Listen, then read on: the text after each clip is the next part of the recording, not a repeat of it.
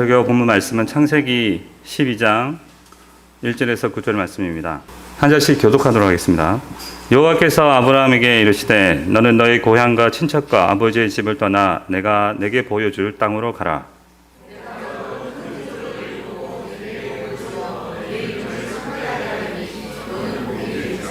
너를 축복하는 자에게는 내가 복을 내리고 너를 저주하는 자에게는 내가 저주하리니 땅의 모든 족속이 너로 말미암아 복을 얻을 것이라 하신지라.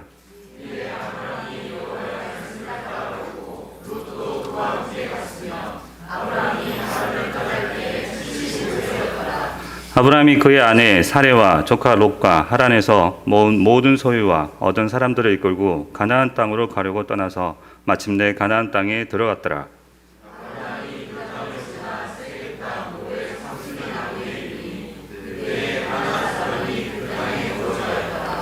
여호와께서 아브라함에게 나타나 이르시되 내가 이 땅을 내 자손에게 주리라 하신지라. 자기에게 나타나신 여호와께 그가 그곳에 제단을 쌓고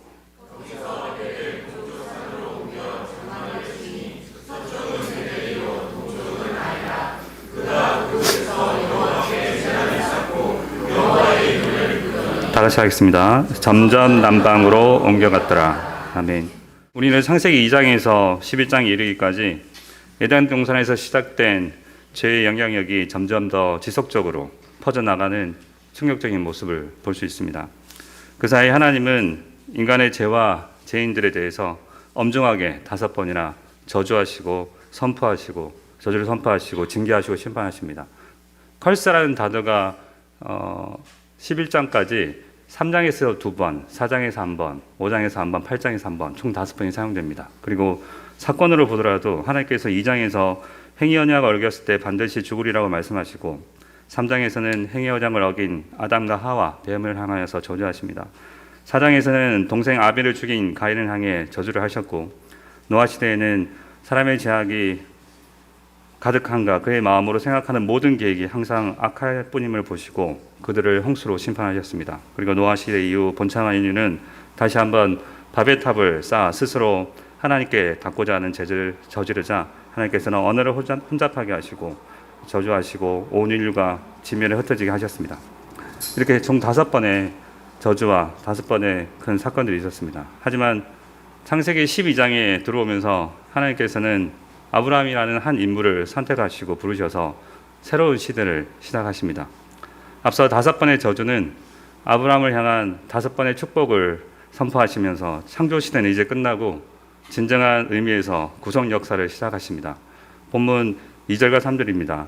내가 너로 큰 민족을 이루고 내게 복을 주어 내 이름을 창대하게 하리니 너는 복이 될지라. 너를 축복하는 자에게 내가 복을 내리고 너를 저주하는 자에게 저주하리니 땅의 모든 족속이 너로 말미암아 복을 얻을 것이라 하신지라. 창세기 3장 15절에 말씀하셨던 그 약속이 구체적으로 실현되기 시작한 것입니다. 아브라함을 통해 언약 백성을 만들기 시작한 것이죠. 아브라함에 대한 부르심은 이후 그의 아들 이삭과 그의 손자 야곱에게로 계승되고 야곱의 12아들에게서 이스라엘이라는 큰 민족, 큰 국가로 이어집니다. 그리고 하나님의 인류를 향한 구속 계획은 이 세상에 구원을 가져오시는 아브라함의 그 씨, 곧 우리 주 예수 그리스도 안에서 절정을 이룹니다. 이 약속들은 아브라함과 그 자손에게 말씀하신 것인데 여럿을 가르쳐 그 자손들이라 하지 아니하시고 오직 한 사람을 가르쳐 내 자손이라 하셨으니 곧 그리스도라. 개역 개정에서는 창세기 12장 2절에 하나님이 아브라함을 향해 너는 복이 될지라라고 번역이 되어 있습니다. 이전 버전이 개역 한글은 너는 복의 근원이 될지라고 되어 있는데 영어 번역본을 확인해 보니 너는 복이 될지라가 맞는 표현으로 확인됩니다. 아브라함은 하나님으로부터 복을 받은 사람이었지만 동시에 다른 사람에게 복이 되는 존재가 되었습니다. 그렇다면 아브라함은 어떻게 복이 될 수 있었을까요? 먼저 사람이 구원받아 복을 누리고 복이 될 수 있는 것은 오직 하나님의 작정에 의한 택하심 덕분입니다. 우리 중에 어떤 누구도 우리 스스로 하나님으로부터 구원을 얻어낼 수 있는 사람은 없습니다.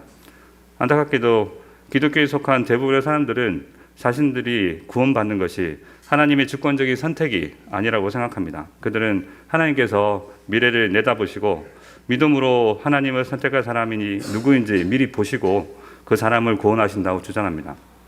그러나 그렇지 않습니다. 전적으로 타락한 인류는 스스로 절대로 하나님을 찾을 수가 없습니다. 오히려 하나님을 미워하고 대적하게 되어 있습니다. 왜냐하면 타락한 인류는 불순종의 아들들이기 때문입니다. 그렇기 때문에 하나님의 주권적인 부르심 없이는 절대로 하나님께 나올 수 없습니다. 우리 주 예수 그리스도께서 십자가에 죽으시고 부활 승천하셔서 택한 자들에게 성령을 보내주셔야만이 가능한 것입니다. 그러나 택함 받은 자, 부르심 받은 자는 하나님의 부르심에 인격적으로 반응을 해야 합니다. 하나님께서 아브라함을 부르셨을 때 아브라함은 하나님의 부르심과 약속한 것이 참되다는 것을 인격적으로 믿고 순종했습니다. 그리하여 그는 믿음의 조상이요 모든 민족의 복이 되었던 것입니다. 우리 또한 마찬가지입니다. 하나님께서 주권적인 역사로 인해 성령으로 우리를 거듭나게 하시고 우리를 하나님의 자녀로 삼아주셨습니다. 그러나 너희는 택하신 족속이요 왕같은 제사장이요 거룩한 나라여 그의 소유가 된 백성이니. 이처럼 우리도 그리스도 예수 안에서 하나님의 복이 되었습니다. 이렇게 복이 된 우리가 어떻게 살아야 하는지에 대해 오늘 아브라함의 발자취를 따라가며 구체적으로 살펴보도록 하겠습니다. 첫 번째로 아브라함은 하나님의 부르심에 과감하게 결단하며 자신의 고향을 떠났습니다. 아브라함과 그의 가족은 원래 지금의 메소포타미아 지역인 갈대아 우르에서 우방신을 섬기며 살고 있었습니다.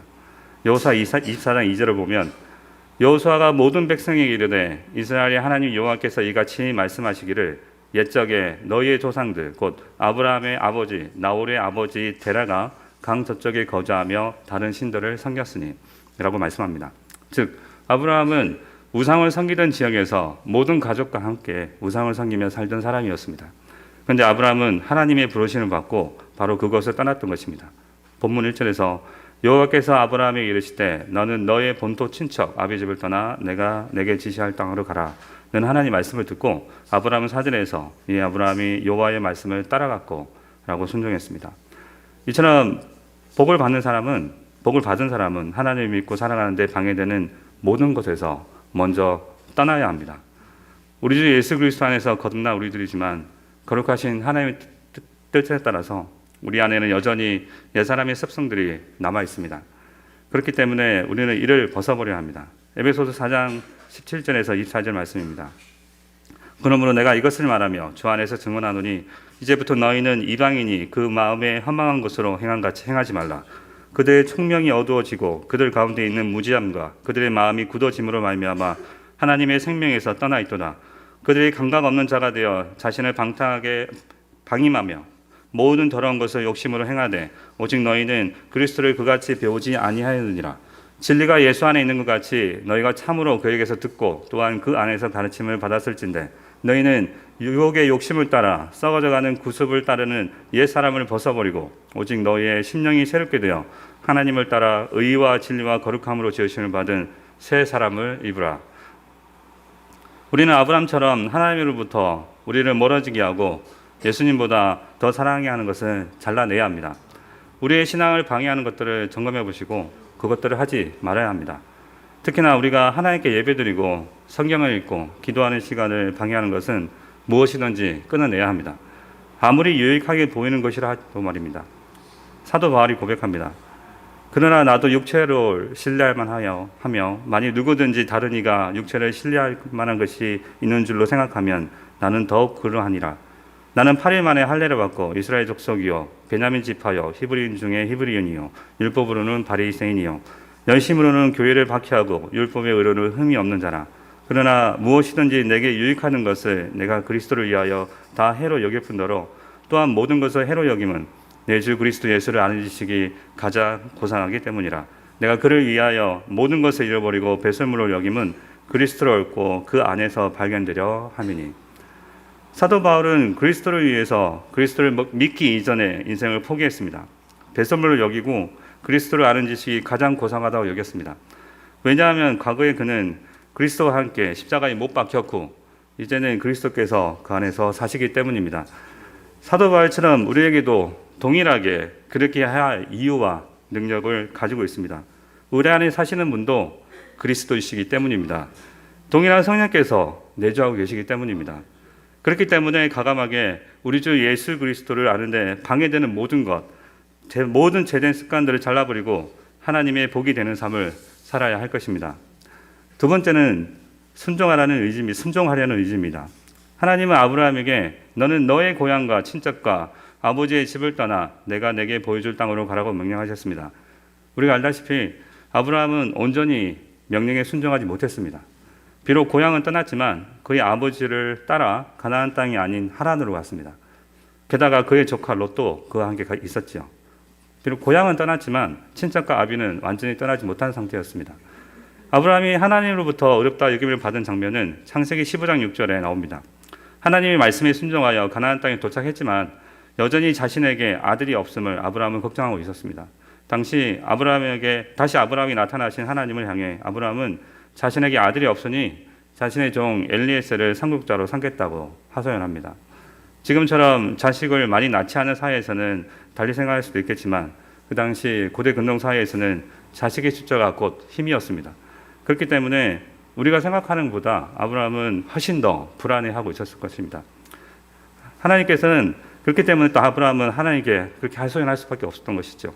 하지만 하나님은 아브라함을 밖으로 데리고 나가셔서 하늘을 우러러 보게 하시고 수없이 많은 별들과 같이 아브라함의 자손이 수없이 많아질 것이라고 말씀하십니다.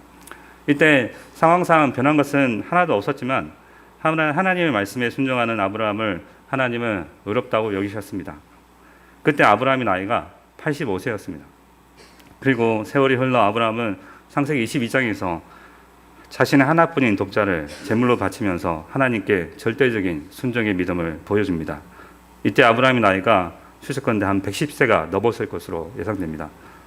이와 같이 비록 아브라함의 믿음은 처음에는 부족했지만 그 부족한 믿음을 가지고 진심으로 하나님의 말씀에 순종할 때 그 믿음이 성장할 수 있었던 것입니다. 믿음의 조상 아브라함의 이러한 불완전함과 부족한 믿음은 우리에게 위로가 됩니다.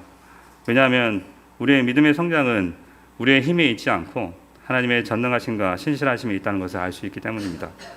하나님이 힘들어하고 실패하는 아브라함을 이끄셔서 믿음이 성장토록 이끌어주시는 것을 우리는 성경을 통해 충분히 확인할 수 있습니다.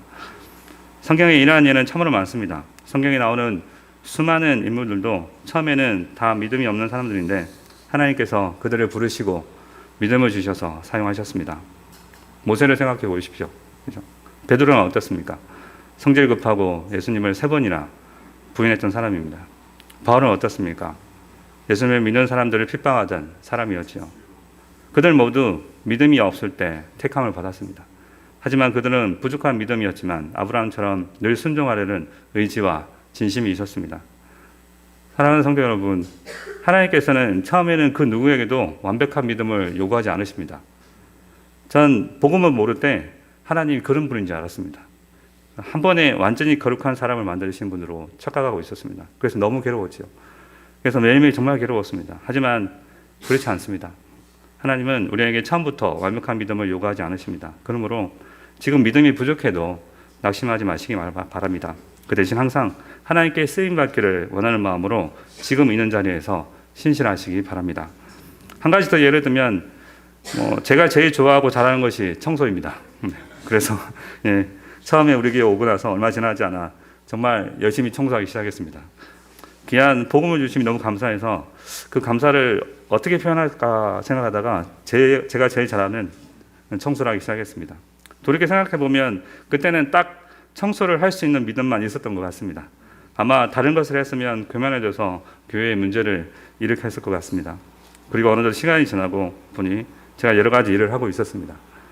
그러한 과정 중에서 여러 가지 부침도 있었지만 그때마다 하나님 아버지가 주시는 은혜에 따라 부족하지만 순종하려 했을 때 하나님께서 기뻐하시면서 그 다음 것을 맡기시는 것을 경험할 수 있었습니다. 그 주인이 이르되 잘하였도다 착하고 충성된 종아 네가 작은 일에 충성하였음에 내가 많은 것으로 내게 맡기리니 네 주인의 즐거움에 참여할지어다 하고. 그러니 처음부터 큰 믿음을 가지고 크게 순종하려고 하지 마시기 바랍니다. 그것은 교만입니다. 작은 믿음을 가지고 작은 부분부터 순종하시기 바랍니다. 그래서 작은 믿음으로 작은 일부터 순종하면 장차 아브라함처럼 믿음의 분량이 커지고 믿음의 복의 분량도 커지게 될 것입니다. 셋째로 하나님께서 우리를 향해 세우신 계획, 비전을 놓치지 말아야 합니다. 아브라함이 하란을 떠날 때 나이가 75세였습니다. 그때 아브라함의 기분을 이해하기 위해서 제가 제일 처음 다리를 건너 영종도에 들어갔을 때를 생각해 보았습니다.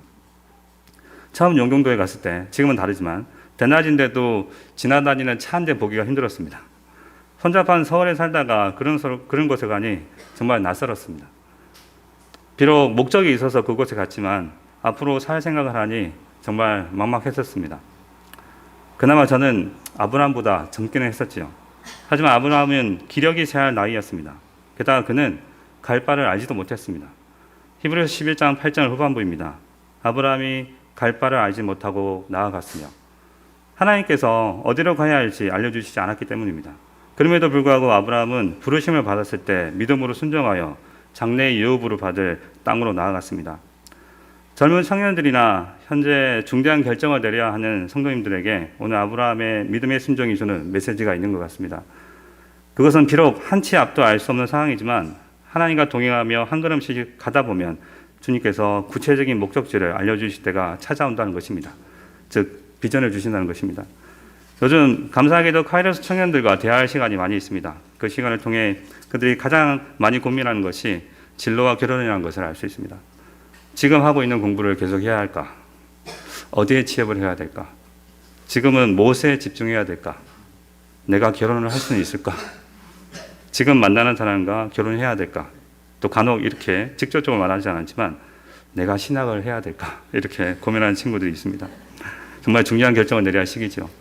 그리고 사실 신자들인 그들에겐 이 질문들이 모두 나를 향한 주 하나님의 구체적인 계획이 무엇일까라는 질문과 연결이 됩니다. 바로 비전이죠, 그죠? 이를 성경에서는 사명이라고 부릅니다. 성경에 나오는 몇몇 인물들처럼 너는 앞으로 어떤 사람이 될 것이라고 명확하게 비전이 주어진다면 좋겠지만 대부분 그렇지 않습니다. 또한 비전을 받았다고 해서 그 길이 명확해지는 것도 아닙니다. 제가 신학 공부를 시작했고 이렇게 좋은 교회에서 전도사로서 사역을 할 수 있는 은혜를 누리고 있지만 앞으로 어떻게 하나님이 저와 저희 가족을 쓰실지 전혀 모르겠습니다. 그저 주어진 자리에서 하나님의 종으로 부르신 그 비전을 품고 순종하는 마음으로 한 걸음씩 나아갈 뿐입니다. 마틴 루터도 자신이 꼭 종교개혁을 일으키겠다는 생각을 가지고 95개조 반박문을 비텐베르크 성당 문에 못 박았던 것이 아닙니다. 그는 한 걸음씩 오직 성경에 따라 오직 은혜로 말미암아 오직 그리스도만을 전하다 보니 그 위대한 종교개혁의 사명을 감당할 수 있었던 것입니다. 사랑하는 성도 여러분, 주님이 주시는 비전을 받을 때까지 한 걸음씩 주님과 동행하시기 바랍니다. 그러다가 주께서 비전을 주시고 또한 길을 열어주시면 그 사명의 모든 것을 바쳐 충성을 다해 힘차게 달려가시기 바랍니다. 그러한 삶이 바로 하나님의 복을 받은 사람의 삶입니다. 마지막 네 번째로 하나님께 예배하는 삶을 사는 것입니다.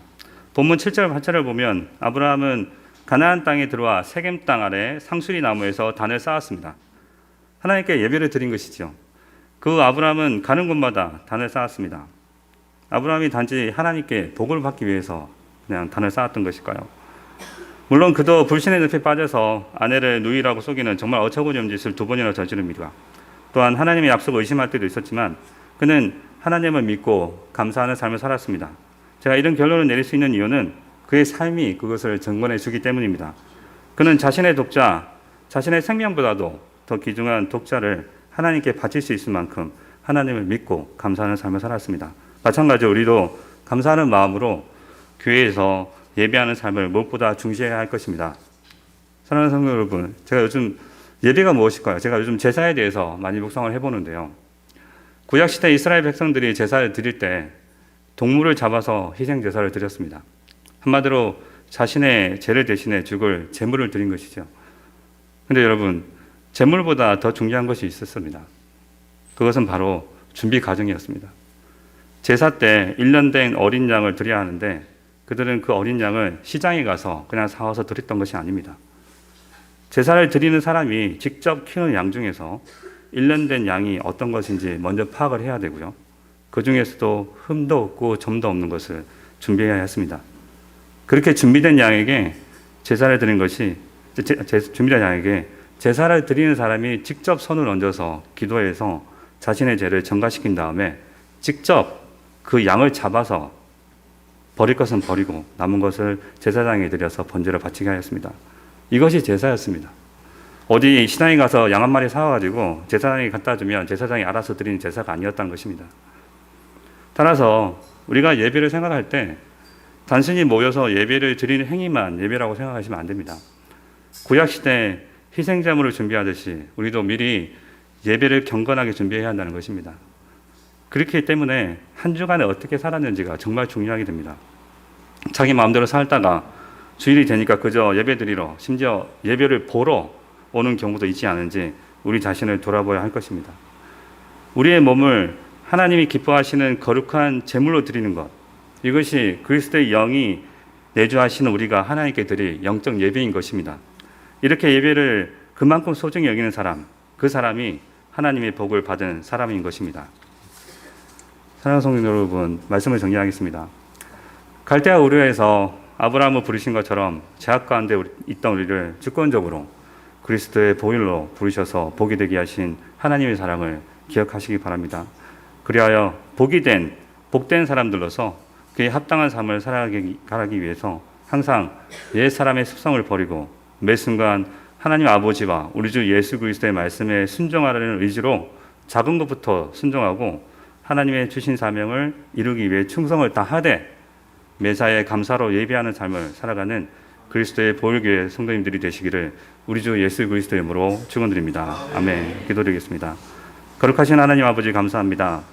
토요일 아침 아버지 앞에 나와 아브라함을 통해 하나님으로부터 복을 받은 사람들이 어떻게 살아야 할지에 대해서 배웠습니다.